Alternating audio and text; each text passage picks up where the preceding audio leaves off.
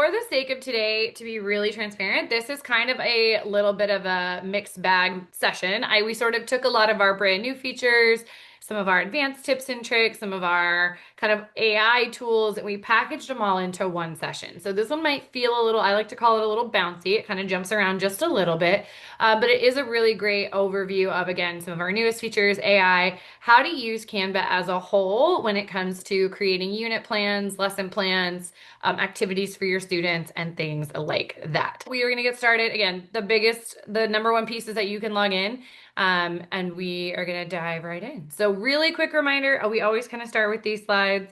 But Canva, just some fun facts. Canva did launch, Canva for Education. Canva launched about over 10 years ago.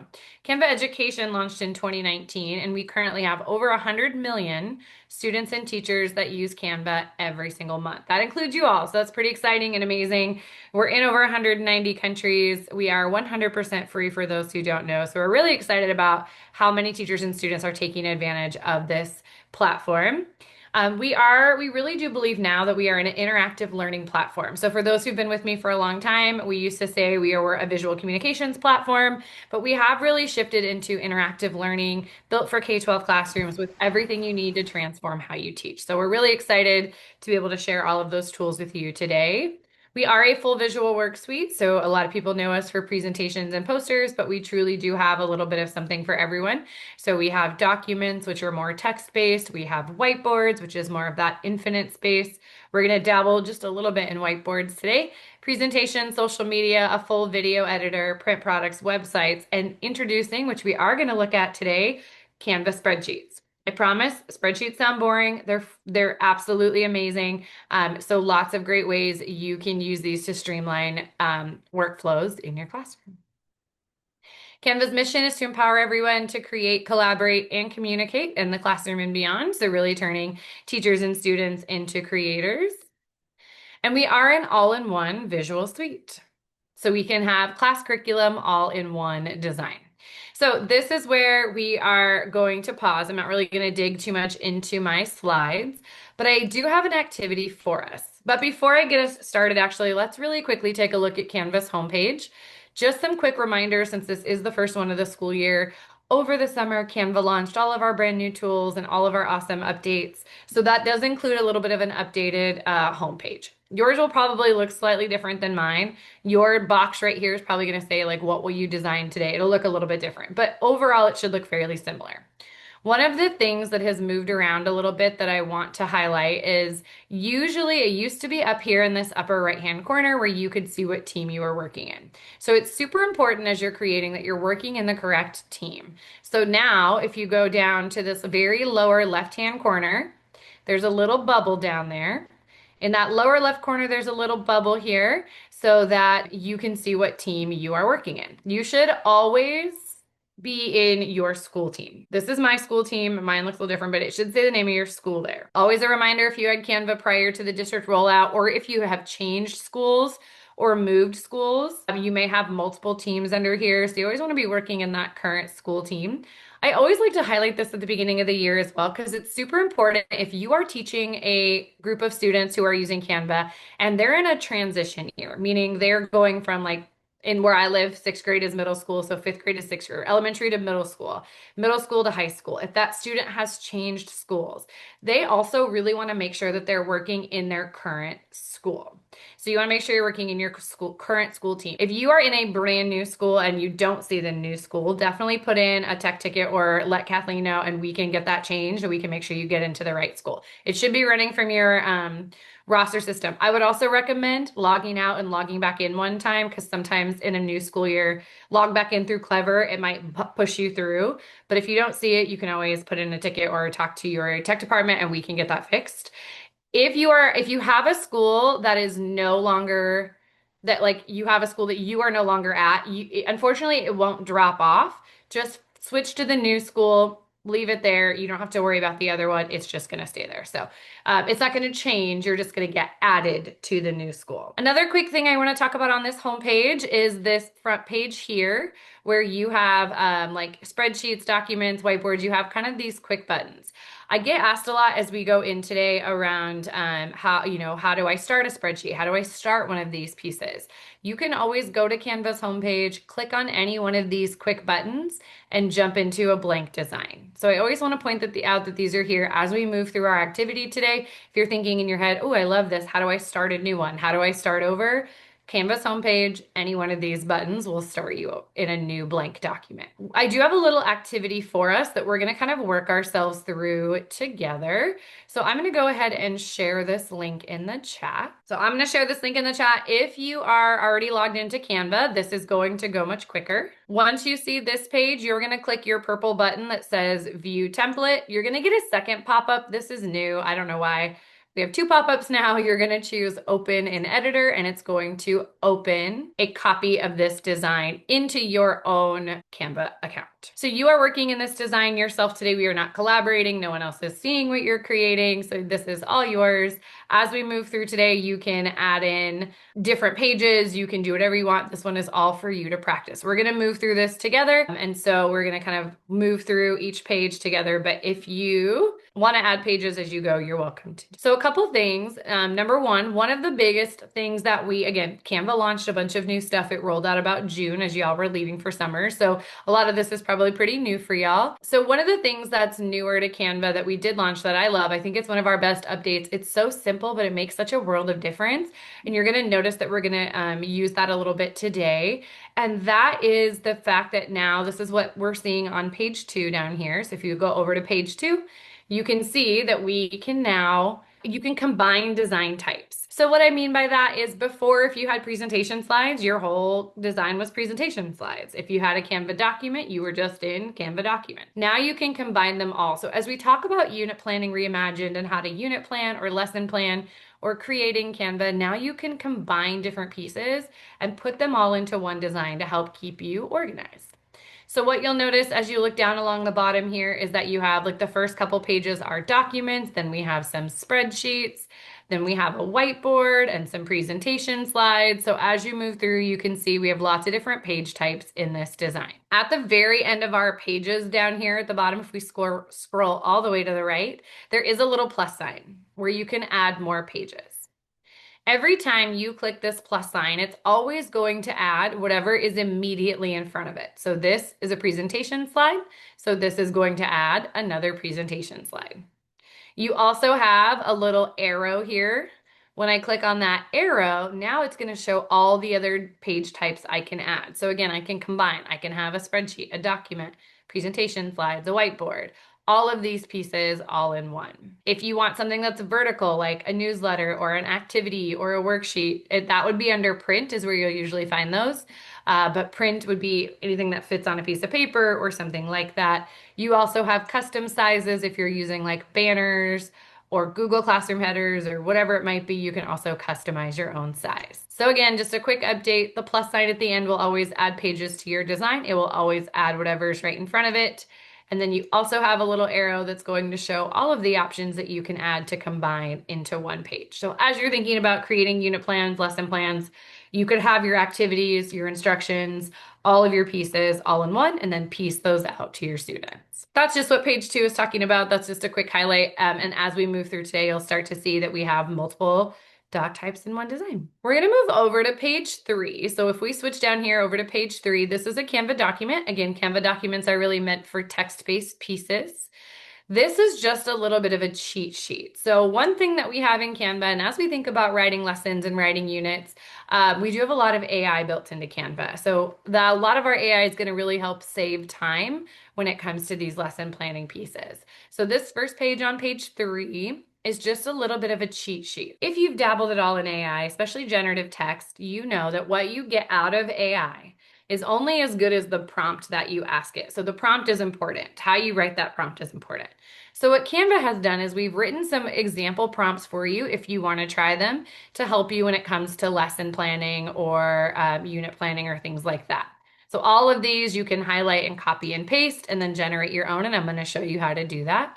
They all have places where you could kind of fill in your own part. So these bold parts are kind of for you. You could take that part out and fill in something that's more specific to what you're teaching.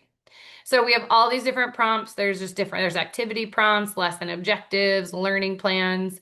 There's a whole nother cheat sheet here at the bottom. So lots of different example prompts that you could use to have AI help you streamline your planning. I'm going to highlight a prompt that I like. So I'm going to go ahead and take this one. I'm going to highlight the prompt I like. I'm going to right click on it and copy or choose Control C. So I'm going to copy that text. And then if you go over here at the bottom to page 4, we have a blank document for you. So again, I found some text, highlighted it, copied it, went over to page 4. I'm going to put my cursor on the page and just click right there.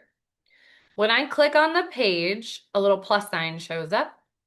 When I click on the plus sign, the first thing in that menu is Magic Write. When I click on Magic Write, I can right click and I can paste. And it's going to paste, or Control V, and it's going to paste that prompt. Now I'm going to go in and I'm going to fix the prompt to fit what I'm teaching or whatever it is that I want. So this one says, write a list of what we're going to say grade 8, 8th grade, you can reword it, should be able to do after being taught. Actually, we'll keep figurative language in. That's okay. I taught ELA. We'll leave that one in. Okay, again, could I be more specific? Could I ask it for specific assessment questions or something? Yes. So the more specific you are, the more specific the result. I'm going to go ahead and write my prompt and hit generate there. It's going to think about it and it's going to generate me a list of things that students should be able to do after being taught figurative language. Again, pretty broad prompt, but that's okay. So it's giving me information. Once it gives me this information, I have two choices. If I like it and I want to keep it, I want to make sure I hit that purple insert button. If I don't and I just click over here, it's going to disappear. So one thing with Canva AI that's kind of a pro, kind of a con sometimes, is that we do not store your data. We do not use your data and information to train models. So it's never saving your prompts. So if I like it, I choose insert. If I don't, or I need to adjust it, I can say this but also include assessment ideas. Maybe I want to also include that. Generate and it will regenerate. So this but allows you to iterate off of it. Great, now it's giving me assessment ideas for each one. I like it. I choose insert. It drops right in. So I'm going to do that again, and I'm going to show you a couple options you have. I generated this prompt. I have it all right here. Fantastic. I can go to the end of the text and hit enter a couple times, click the plus sign, and I can just keep generating. It is an endless page that you can add in text. So I can go to Magic Write, write a new prompt, generate some more. However, if you are somebody like me whose brain gets overwhelmed when there's too much on a page, which is me, you can always go down here in the bottom, put your cursor in between pages 4 and 5. There's going to be a little plus sign there. When I click the plus sign, it's going to add a blank page and I can generate another prompt here. So if you want to split your prompts up on multiple pages because you don't want all of it in one page, which is my brain, you can add in extra blank document pages and keep generating, or you can keep generating on the same page. It is totally up to you. So again, to do that, just hover your cursor in between pages 4 and 5, click the little plus sign, and it will add another page. So one more time, I went back to, and you could write your own prompts. You do not have to use the ones from the cheat sheet. If you want to write your own, fantastic.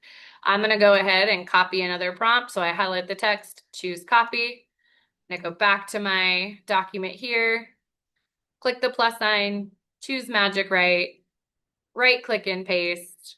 Create a lesson plan with 3 knowledge levels for teaching.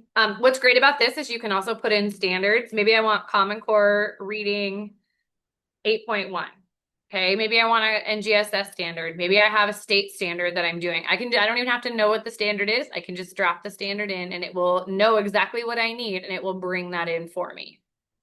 Oh, this one's even giving me a lesson plan and activities, and I didn't even ask it for that. So sometimes it gives you more robust answers. Sometimes you got to prompt it a little bit more. Insert, here is my whole lesson plan with objectives, materials, outline, activities, assessments. Look at this, extensions and modifications. I didn't even ask it for that. It just gave me that. So that's fantastic. So I'm going to pause. I'm going to let you try that for a little bit, and then I'm going to show you how to modify some pieces as well. But let's just pause with and let you kind of play around with AI, helping you write ideas, get lesson objectives, activities, kind of using that to help you lesson plan or unit plan. So let me make sure my sound is being shared, which it's not. Okay, here's a fun story. I didn't know if it was still doing that. So the chat, just out of curious, Nicholas, but I'm guessing, did you click the magic right from up here? Because something is going on with Canva. There's been a bug in it for a couple months now, where if you click this magic right in the top toolbar, it generates in like random languages. Not for everybody, just sometimes, just for fun. So if you're getting it in a random language, try clicking on the page and the plus sign and clicking magic right here. For some reason, it tends to not do it if you do it from the plus sign versus if you do it from up here. Sometimes from up here, it generates in random languages.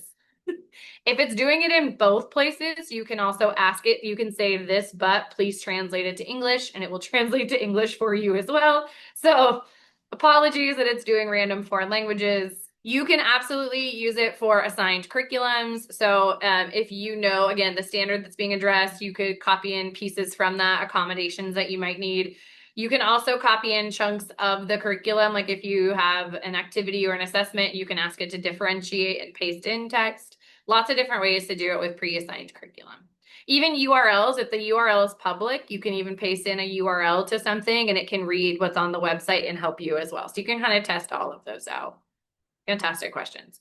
Okay, I know this is going to be fast, but I'm going to give you 3 quick minutes here to kind of test out writing using Magic Write with AI and lesson planning. If you have questions, drop them in the chat, but let's take 3 quick minutes and then we're going to keep going. So that's a little bit about Magic Write. So again, Magic Write is generative text. If you think about ChatGPT, Copilot, Gemini, all those other tools, similar idea. We're running on our own platform, but it's going to generate text for you. So that's one way you can kind of generate ideas, again, for unit planning, lesson planning, assessments, differentiation, you name it.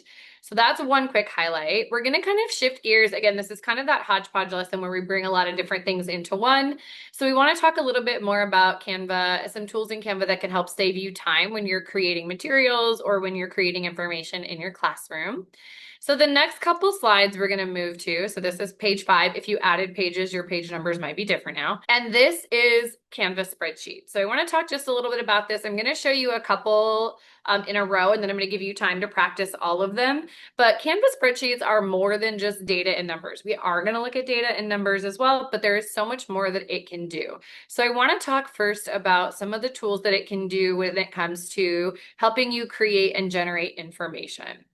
So on page 5, this spreadsheet here, we're going to pretend this is our class list. We wish we had this small of a class list, right? But we're going to pretend this is our class list. So a couple things that we can do in Canva spreadsheets is what we call creating in bulk or creating at scale. One of the things, which may be a little lesser used, but I always like to show because people get excited about it, is notice, let's say I have pictures of my students. Maybe I'm doing this and I'm making flashcards and I have images of each planet or something like that. Basically, one thing I want to highlight is that you have a lot of the same tools you have in other Canva designs. I can add images, I can add graphics, I can add whatever I want to spreadsheet. But what I can also do is if I click at the top of the column, so if I click on the letter C, so I highlight the whole column of pictures. When I click on that letter C and I grab the whole column, again, our top toolbar is kind of our smart toolbar. It gives us all the tools that we need. One of the buttons says BG Remover. That's our background remover. We've talked about this.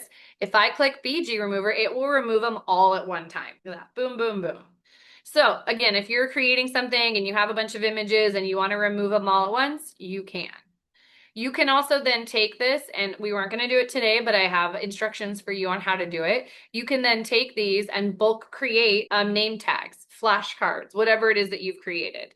So that's a quick, easy way to do things all at once is by using Canva spreadsheets. And again, things like background remover, you can drop them all at once, which is fun. Notice here I have an option for notes and report card comments. So let's talk a little bit about how AI can help us here. So maybe this is my class list and I'm just going through maybe throughout the day or throughout the week, or I'm going to sit down and just knock this out. And I'm going to just write some really quick notes about my students. So maybe Jackson is a great helper, aced his last reading test. I don't know. Maybe Olivia is struggling in fluency, but doing great at fractions. These are terrible examples, but you guys get what I'm saying, right? We're just writing notes about our kids. We're going to do a few more. Loves tech and is a great helper too. I don't know, we're gonna get some great helpers. Loves art, struggling in fluency. So I could keep going. I have a few more, but I'm gonna stick with those.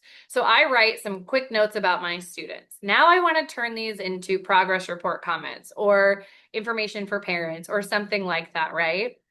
What I can do is I can grab the cells that I want filled in. So I'm only going to grab the 4 I typed notes for. So again, I'm going to click and hold and select the cells that I want filled in. The key button in Canva spreadsheets is this button up here at the top that says Actions. Under Actions, we have a button that says Magic Write. It's the same Magic Write we were just using. So when I click Magic Write, sometimes the box pops up in weird places. Mine is way down here, so sorry about that.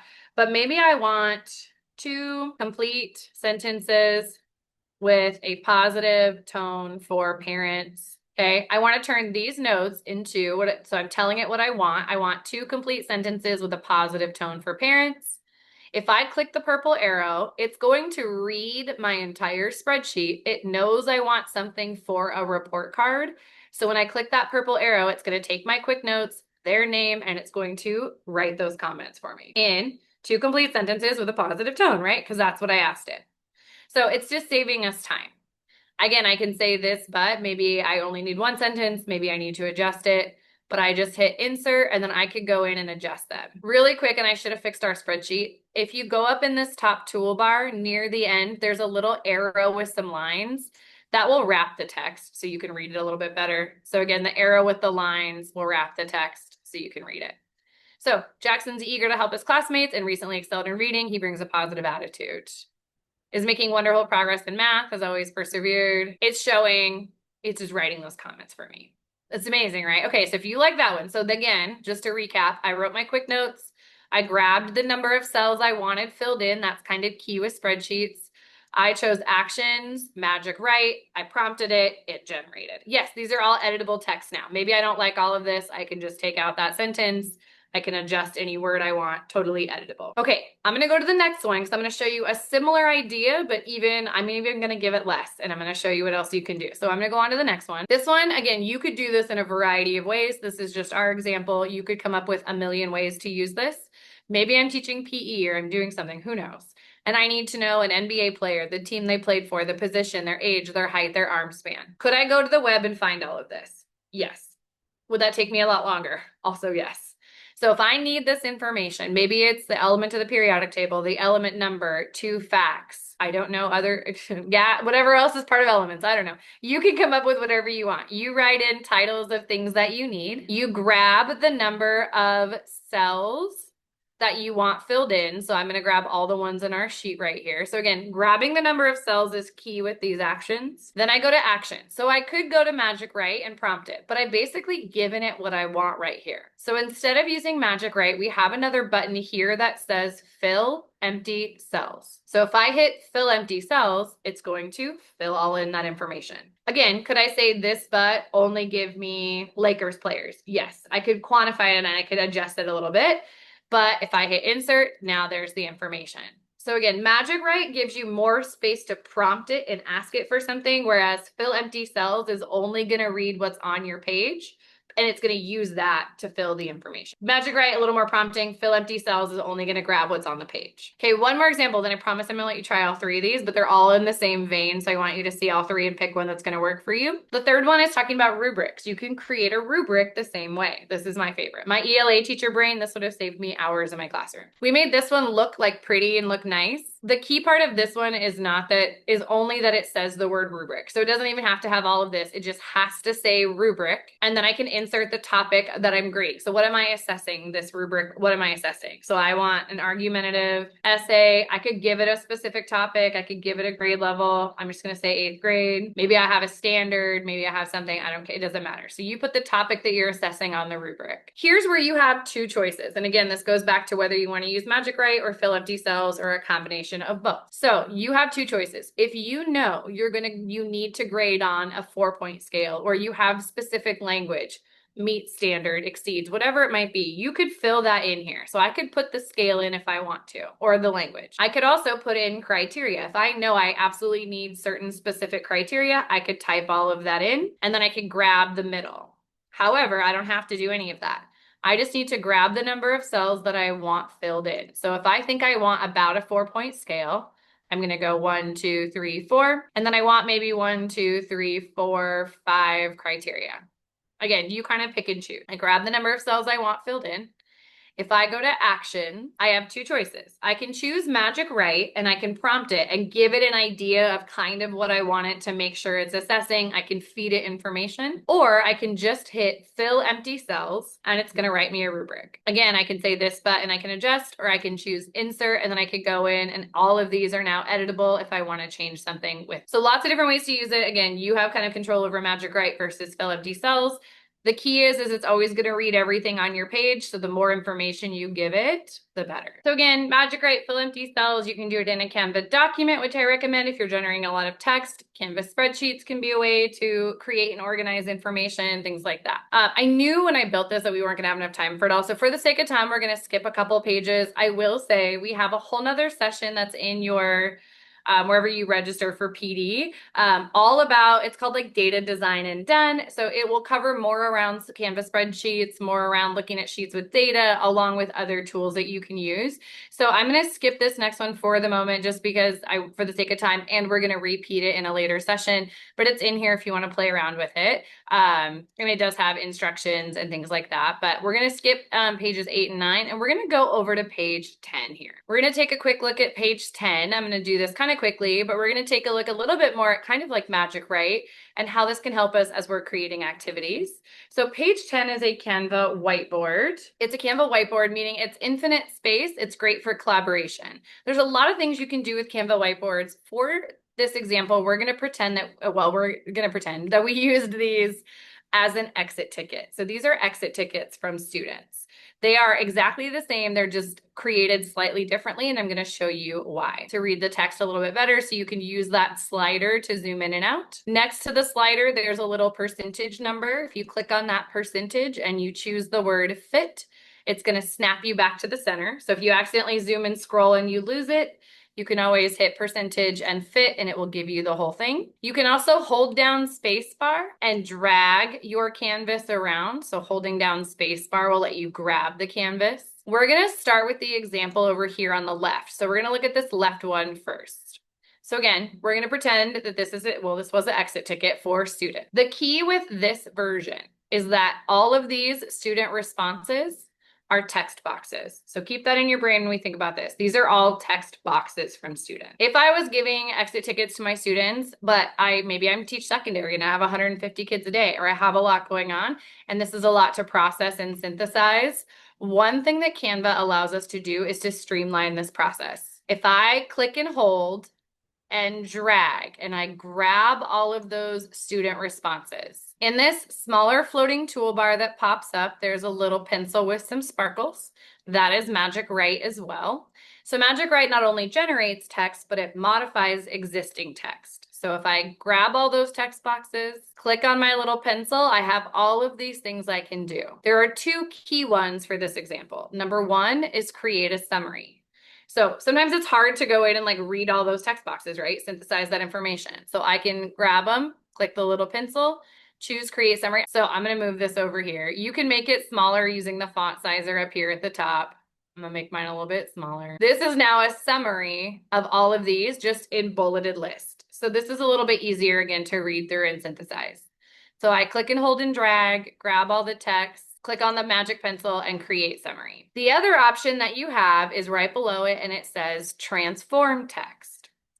When I click on transform text, again, same Magic Write prompt box. It's the same thing we've been using. That little prompt box pops up. Now I can ask it for something. So maybe I want to ask it like, what are 3 things I need to reteach tomorrow? Maybe I want to just quickly know, what do I need to reteach? What questions did my students have? If I ask them what questions they still have on their exit ticket, I can grab those questions and figure out what I still need to reteach.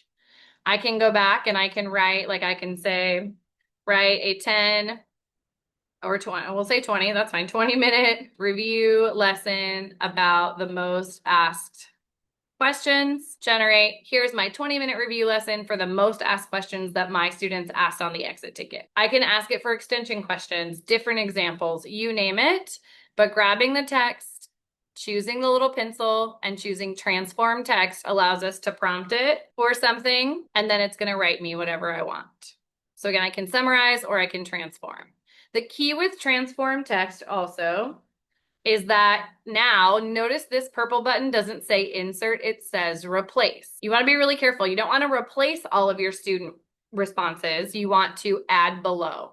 So making sure you always hit add below, and then now you have that text right here. So again, lots of ways you can use this to help streamline some of this in your classroom. So this next one, the one on to the right, looks exactly the same, except instead of these being text boxes, so again, transform text only works on text boxes. That's why these have to be text boxes for transform text to work. The one on the right, these are Canva sticky notes. Sticky notes are different. Under tools over here on the left, you have Canva sticky notes. So if you're doing whiteboarding, sticky notes are fantastic, especially because usually when you add a sticky note, it typically, but it will have your name on it. I turned the names off on all of these. Yes, your students can turn the names off. But if you had a sticky note, you could see student responses and have them respond with a sticky. So when you have sticky notes like this, you can click and hold and drag and grab all the sticky notes. Notice you do have the little pencil here, but I don't have all of the options. It doesn't read text on sticky notes the same. So that's why text boxes only work with transform text. Sticky notes, I can still create a summary just like we did on the other one. So it'll still give me like a bulleted, organized summary. Or at the top of my bigger toolbar, under the little sort button here, I can sort my sticky notes. I can sort them by name. If names were on them, it would sort them all by student name. I can sort them by color. I've seen this used quite a bit if students are, for example, maybe they're writing questions in blue and observations in green. Or maybe you have them use like red, yellow, green where they feel like they're at for the lesson, right? Kind of the stop sign thing. So they can write on there and then you can sort them by color and quickly group them. I will say reactions not often used in education, a little bit more in the business sense, but you could. And then also AI will sort them by topic. So if I click topic, it's going to read what's on the sticky notes and it's going to reorganize them. It's going to reorganize them with giant titles. So this is the sort of categories it does. Yours is probably going to look different. Every time I do this, it's a little bit different. Again, I can grab them all, choose sort, and I can sort by any one of those options, or I can create a summary. One thing I will say with Canva sticky notes, I highly recommend if you're having students leave sticky notes. If you're letting them put more than one question, more than one observation, have them put each question or each observation on its own individual sticky note versus 3 questions on one sticky note if you're going to sort by topic, because too much on one and it doesn't know what to draw from, if that makes sense. So less is more when it comes to some of that. Just a little bit around, again, AI and Canva's whiteboards and a little bit of ways, again, as we're thinking about unit planning and engagement in the classroom in different pieces, this is a good way for that formative assessment or that quick kind of exit ticket, whatever that looks like in your classroom. The last thing I want to quickly talk about is just talk a little bit about resources and how to get help when you're creating, if you forget how to do some of this or what this looks like. So a couple things. Number one, something that we've updated that I do really like that I think has been really helpful is when you're creating in a design in Canva, way down here in the lower right-hand corner, there's a little question mark. Under that question mark, this is like our Canva AI helper. So if you want to know how to bulk create, you ask it how to bulk create, and it's going to tell you how to do it. If you want to know how to share, if you forget how to use Magic Write, whatever it might be, you tell it what you want to do, and then it will help feed you answers and give you information. So that's number one when it comes to help and resources. The second thing that we've updated quite a bit over the summer, and it's phenomenal. You can actually find it on Canva's homepage. Under the little bubble that we looked at earlier where those school teams were, under that little bubble, there is a Help and Resources tab. Under Help and Resources, there's a tab that says Design School. When I click on Design School, this is our asynchronous learning hub. I'll also put the link in the chat if you want to go directly to it or bookmark it. But again, under the bubble, Help and Resources, this is our Design School, which is our asynchronous hub. You'll see on the left, we have courses, lessons, videos, activities, cheat sheets, all kinds of things.